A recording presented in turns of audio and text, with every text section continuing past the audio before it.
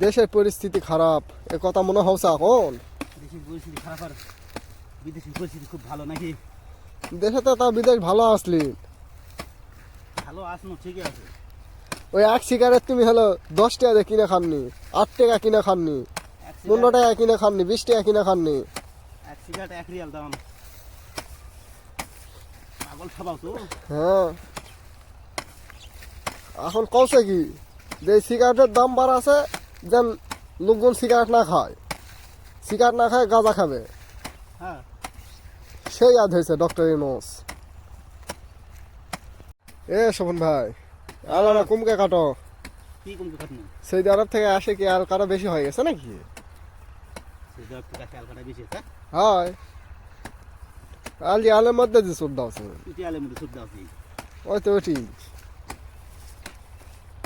খালি ঘাস কাটছি দেখে।